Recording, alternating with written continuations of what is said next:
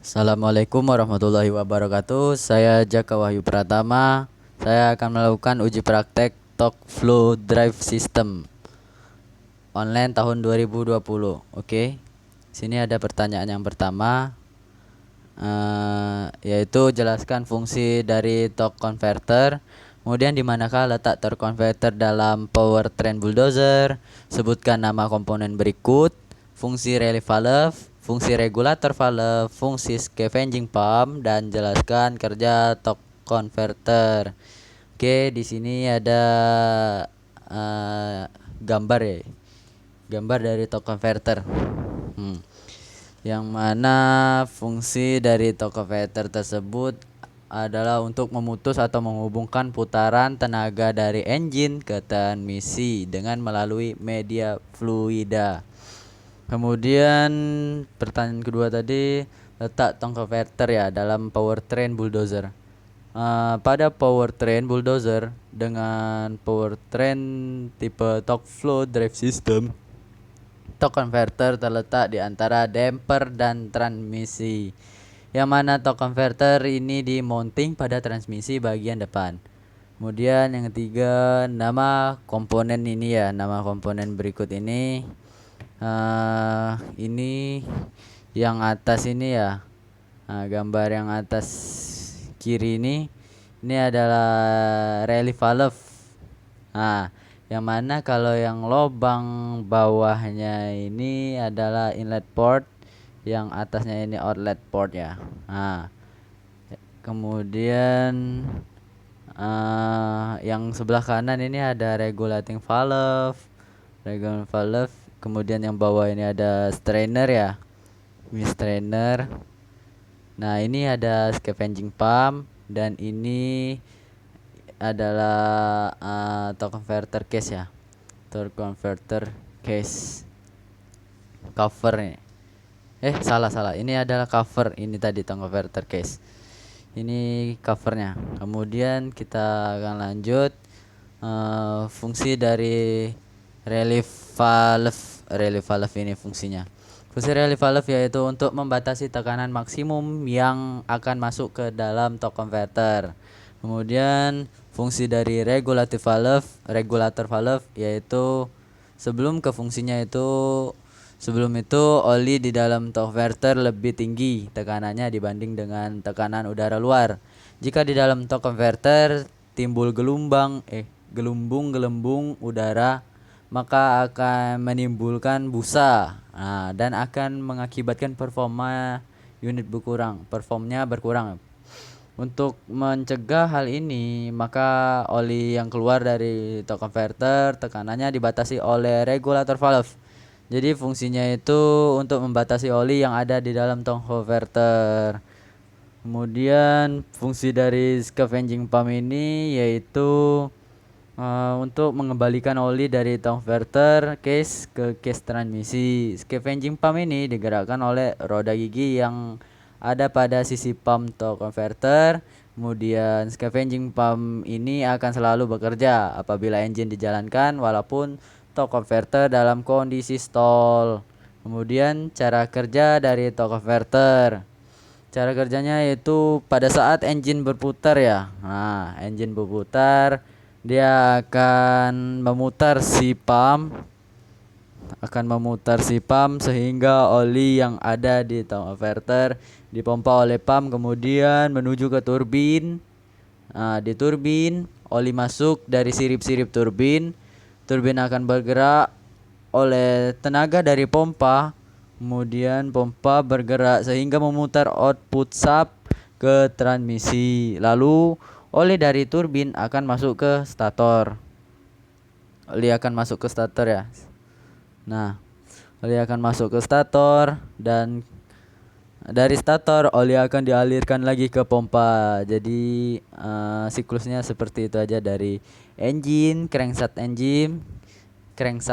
engine memutar pompa mengalirkan memompa oli ke turbin melanjutkan ke output shaft ke transmisi, kemudian dan dialirkan lagi ke stator untuk dikembalikan lagi siklusnya. Oke. Kemudian pada gambar yang selanjutnya ini ada turbin ya, ada turbin bisa kita lihat yang mana pada bagian atas ini adalah inlet portnya. Nah, dari sirip-sirip atas ini inlet port, tempat masuknya oli dari pompa ke turbin, lalu keluar ke bawah dan keluar ke bawah ini ya, dan dialirkan ke stator. Kemudian untuk yang tengah ini adalah hole atau lubang tempat masuknya input sub transmisi ya. Nah, kemudian pada next gambarnya ini di sini ada pump yang mana untuk sirip bawahnya ini inlet port, sirip bawahnya ini ada inlet port, tempat masuknya oli dari stator, kemudian akan keluar ke atas ya, sini keluar ke atas adalah ini tempat keluarnya oli dari pump ya, lalu oli akan dimasukkan lagi ke turbin. Kemudian nah, gambar selanjutnya ini adalah sistem sirkuit oli ya dari tong converter. Pada saat engine berputar maka input shaft transmisi juga akan berputar karena oli dari tong converter dia akan menggerakkan turbin, lalu turbin akan menggerakkan input shaft transmisi sehingga transmisi berputar. Maka transmisi oil pump akan dia akan menggerak transmisi oil pump akan aktif ya. Nah, lalu oli akan dihisap dari transmisi case. Nah, dari transmisi case dipompa atau dihisap oleh transmisi oil pump, kemudian menuju ke transmisi oil filter, olinya difilter, kemudian dan transmisi oil filter ini akan menuju ke transmisi control valve. Nah, transmisi control valve. Lalu transmisi control valve ini dialirkan lagi ke torque converter dan masuk ke relay valve ya. Nah, kemudian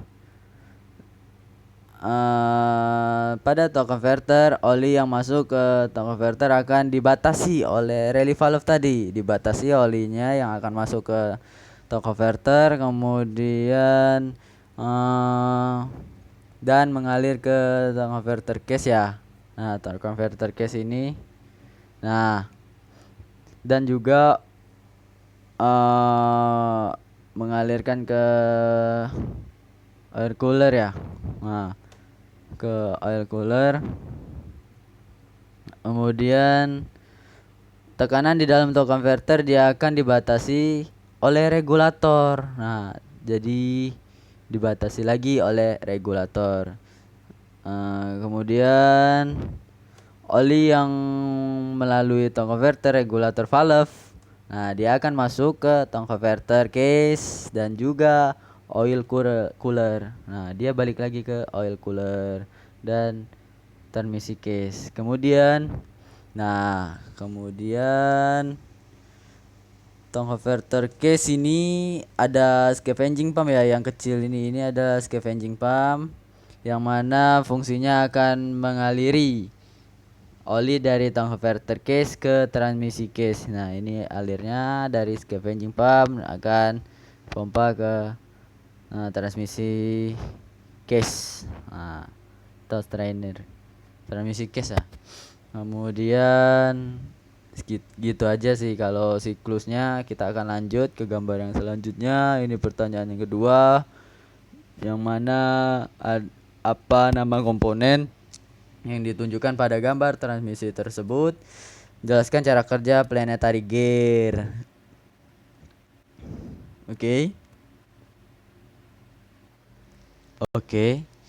Di sini bisa kita lihat ya. Nah, yang pada garis sebelah kanan ini, garis merah kanan ini menunjukkan pada gambar pada yang komponen yang putih ini.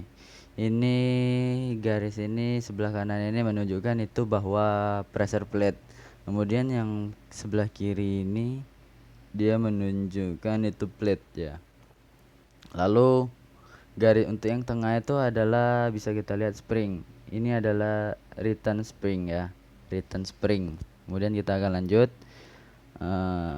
cara kerja dari planetary gear. Nah, input sub berasal dari sun gear yang tengah ya, sun gear ini. Kemudian berputar sebelah kiri, maka planet pinion dia akan berputar ke kanan. Jika planet pinion berputar ke kanan, maka ring gear akan berputar ke kiri. Ring gear berputar ke kiri dan carrier dia akan berputar ke arah kiri. Apabila carrier ditahan, maka yang menjadi output adalah ring gear yang arah putarannya ke kiri. Kemudian kita akan lanjut pada gambar yang selanjutnya, yaitu pertanyaan selanjutnya adalah apa nama komponen berikut, apa itu ECMV, kemudian bagaimana cara ECMV. Nah, nama komponen ini adalah Electronic Control Modulating Valve atau disingkat dengan ECMV. Nah, apa itu ECMV? Adalah valve yang digunakan untuk mengatur arah aliran serta besarnya pressure yang akan menuju clutch pada torque flow transmission. ECMV digunakan pada unit terbaru untuk menggantikan transmisi control valve, modulating valve, dan lain sebagainya. Pengontrolan aliran serta besarnya pressure dilakukan secara elektronik oleh controller, sehingga pengaturan engine dan disengine clutch menjadi lebih baik serta lebih efisien. Kemudian pertanyaan 3 itu cara kerja ECMV ya. Nah, untuk cara kerjanya memiliki 3 tahapan. Yang pertama itu before shifting gear atau sebelum berpindah gigi, atau juga saat oli di drain ya. Cara kerjanya itu ketika tidak ada arus yang diberikan pada proportional solenoid yang ini. Nah, pressure control valve yang ini, pressure control valve ini. Kemudian dia akan membuang oli dari clutch port. Nah, clutch port ini ya. Nah, kemudian dari clutch port, kemudian dia akan membuang oli dari clutch port ke drain port yang ini ya. Nah, dia akan mengedrain ya oli. Nah, kemudian pada saat ini fill switch yang ini, fill switch ini. Nah, fill switch dalam keadaan off karena tidak ada pressure oli yang menekan pressure detection valve. Kemudian bisa kita lanjut ya. Kita lanjut untuk selanjutnya itu tahap daring filling ya. Daring filling itu jadi jika ada arus masih masuk ke proportional solenoid yang ini tadi, proportional solenoid, dan ketika belum ada pressure oli pada clutch chamber. Nah, clutch chamber yang tengah biru ini, clutch chamber. Kemudian dan menekan pressure control valve ya. Nah, kemudian menekan pressure control valve